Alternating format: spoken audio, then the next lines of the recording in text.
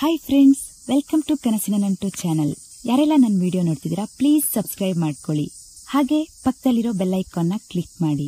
ನಾನು ಮುಂದೆ ಅಪ್ಲೋಡ್ ಮಾಡೋ ಪ್ರತಿಯೊಂದು ವಿಡಿಯೋ ನೋಟಿಫಿಕೇಶನ್ ಕೂಡ ನಿಮ್ಗೆ ಬರುತ್ತೆ.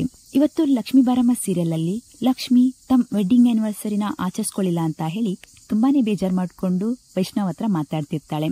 ವೈಷ್ಣವ್ಗೆ ಸ್ವಲ್ಪ ಕ್ಲಾಸ್ ಕೂಡ ತಗೋತಾಳೆ. ಮನೆಯವರೆಲ್ಲ ಎಷ್ಟೆಲ್ಲ ಚಾಳಿಸಿದ್ರು ಅಂತ ನೀವು ನೋಡಿದ್ರಲ್ವಾ. ಅಟ್ಲೀಸ್ಟ್ ಯಾರಾದ್ರೂ ಒಬ್ರು ನೆನ್ಪಿಡ್ಕೋಬೇಕಿತ್ತು. ನನ್ಗಂತೂ ಮರ್ತೋಗಿತ್ತು, ನೀವಾದ್ರೂ ನೆನ್ಪಿಟ್ಕೋಬೇಕಿತ್ತು ತಾನೆ.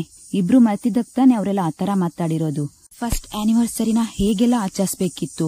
ನೀವೇನೋ ದೊಡ್ಡದಾಗಿ ಪ್ಲಾನ್ ಮಾಡ್ತೀರಾ ಅಂತ ಎಲ್ಲ ಬೇರೆ ಹೇಳ್ತೀರಾ, ಆದ್ರೆ ನೀವೇನು ಪ್ಲಾನ್ ಮಾಡಿರೋದನ್ನ ನಾನ್ ನೋಡೇ ಇಲ್ಲಪ್ಪ ಅಂತ ಹೇಳಿ ಲಕ್ಷ್ಮಿ ಮಾತಾಡ್ಕೊಳ್ಳೋದಕ್ಕೆ ಶುರು ಮಾಡ್ತಾಳೆ. ಆಗ ವೈಷ್ಣವ್ ಕೂಡ ಹೇಳ್ತಾನೆ, ಹೌದು ನಾನು ಎಷ್ಟೆಲ್ಲ ಪ್ಲಾನ್ ಮಾಡ್ತಿದ್ದೆ ಅಂತ ನಿಮ್ಗೆ ಗೊತ್ತಿದ್ಯಾ. ನಾನ್ ಪ್ರತಿಯೊಂದಕ್ಕೂ ಸ್ಪೆಷಲ್ ಆಗಿ ಪ್ಲಾನ್ ಮಾಡ್ತೀನಿ ಅಂತ ಅವಳಿಗೆ ಹೇಳ್ತಾನೆ ಇರ್ತಿದ್ದೆ ಅಂತ ಹೇಳಿ ಬಾಯ್ ತಪ್ಪಿ ಹೇಳ್ತಾನೆ. ಆ ತಕ್ಷಣನೇ ಅವನು ಬೇಜಾರಾಗ್ಬಿಡ್ತಾನೆ. ಆಗ ಆ ಬೇಜಾರ್ನ ಮರೆಸ್ಬೇಕು ಅಂತ ಹೇಳಿ ಲಕ್ಷ್ಮಿ ಬೇರೆನೆ ಮಾತು ಶುರು ಮಾಡ್ತಾಳೆ.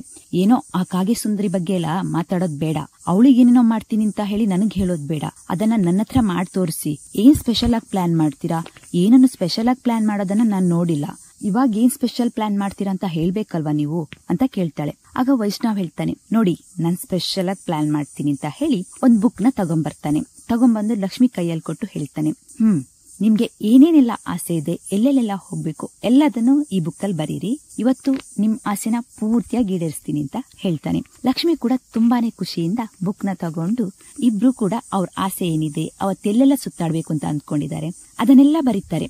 ಬರ್ದಾದ ತಕ್ಷಣ ಲಕ್ಷ್ಮಿ ಬುಕ್ ನ ಕೊಡೋದಕ್ಕೆ ಬರ್ತಾಳೆ. ಅದಕ್ಕೆ ವೈಷ್ಣವ್ ಹೇಳ್ತಾನೆ, ಸರಿ ಆ ಬುಕ್ ನ ನೀವೇ ಇಟ್ಕೊಳ್ಳಿ. ಪ್ರತಿಯೊಂದು ಆಸೆಗಳಲ್ಲಿ ಕೂಡ ಎಕ್ಸೈಟ್ಮೆಂಟ್ ಇರ್ಬೇಕು, ಕ್ಯೂರಿಯಾಸಿಟಿ ಇರ್ಬೇಕು.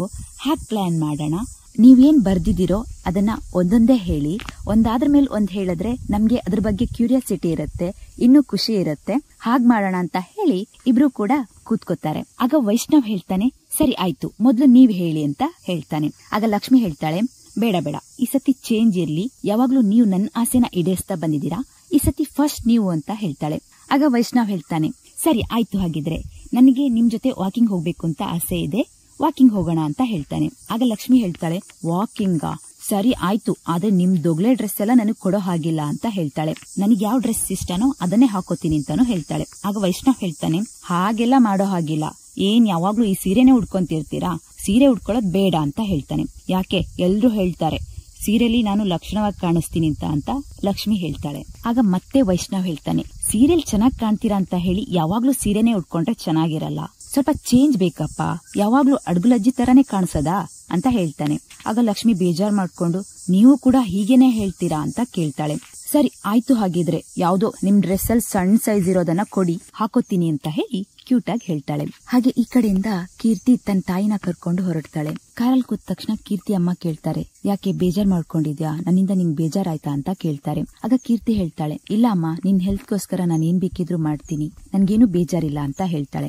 ಆಗ ಕೀರ್ತಿ ತಾಯಿ ಅವ್ರ ಮನ್ಸಲ್ಲೇ ಅಂದ್ಕೋತಾರೆ, ಈ ನಾಟಕನ ನಾನು ಎಷ್ಟೋ ಬೇಗನೆ ಮಾಡ್ಬೇಕಿತ್ತು, ಇವಾಗ ಮಾಡಿ ತಪ್ಪು ಮಾಡ್ದೆ, ಯಾವಾಗ್ಲೂ ಅವಳ ಮದ್ವೆ ಆಗಿ ಹೋಗಿರೋದು, ನಾನೆಂತ ದಡ್ಡಿ ಅಂತ ಹೇಳಿ ಅವ್ರ ಮನ್ಸಲ್ಲೇ ಅಂದ್ಕೋತಾರೆ. ಇಲ್ಲಿ ಕೀರ್ತಿ ತಾಯಿ ಅಂದ್ಕೊಂಡಂಗೆ ಎಲ್ಲದೂ ಆಗತ್ತಾ? ಹಾಗೆ ವೈಷ್ಣವ್ ಮತ್ತೆ ಲಕ್ಷ್ಮಿ ಮಾಡಿರುವಂತಹ ಪ್ಲಾನ್ ಪೂರ್ತಿಯಾಗಿ ಕಂಪ್ಲೀಟ್ ಆಗತ್ತಾ?